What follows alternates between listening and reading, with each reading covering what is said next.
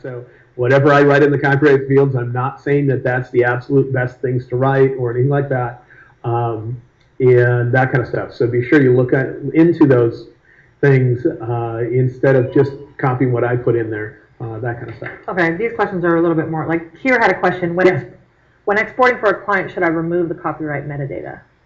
I usually leave the metadata, copyright metadata on there. When doing it for a client, I'd like them to know that I shot the photo. The moment I take the photo, I own the copyright to the photograph. And if it goes somewhere internally in their company, and let's say it sits in a folder for 5 years, and 5 years later they come by and go, oh, I want to use this image for a project.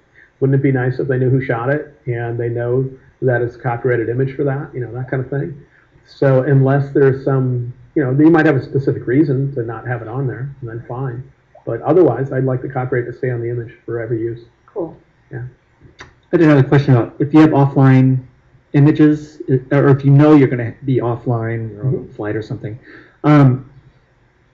would it be better or more useful to have the one-to-one, what do you call it? Previews. Previews? Yeah.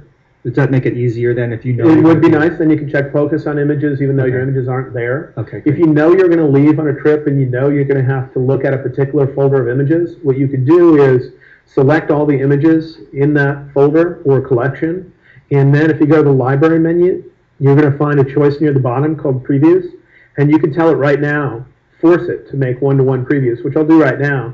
When I do in the upper left, it will say rendering one-to-one previews, and you just have to wait until that's done before you disconnect your hard drive.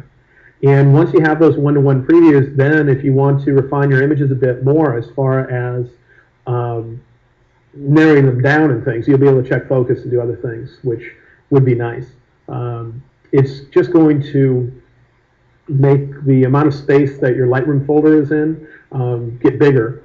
And there is a setting, I believe it might be in your preferences, although I'm not certain that it'll be in here. But if I go either in catalog preferences or in the normal preferences, one of the two right here, this is catalog settings. I got it from the Lightroom menu, which on Windows would be from the edit menu, catalog settings. In the middle category of settings called file handling, there's a choice to automatically discard those one-to-one previews because they take up a lot of space. That you could do it after one day. Let's say that you edit down your images all the time the same day. You shoot sporting events and they go in the newspaper and the next day they're old news. Then I could have them do it after that. Maybe it's going to take me a week to get around to refining the image, or 30 days. Or you can set it to never. If you set it to never, your catalog can become bloated, but maybe you need those images for presentations and you always need to keep them. But by setting one of these in there, at least you know that it's not going to continuously bloat that folder that contains your Lightroom catalog, and eventually it'll discard them so that folder will get smaller in size. Yeah. Is there a way to set the location of those previews? Say you have restricted disk space on your local drive, you want to put that on an external drive? Usually, I don't know how to put that in a unique location. Let me just show you where they're automatically placed. And the main thing is they're placed, as far as I know, in the in the same folder as your Lightroom catalog.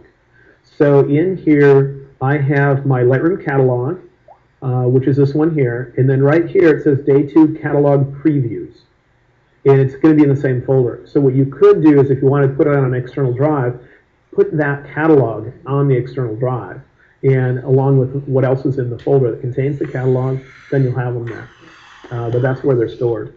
And so if you want to see how much space they're taking up, I don't know if this computer, right now I have 488 megabytes worth of previews.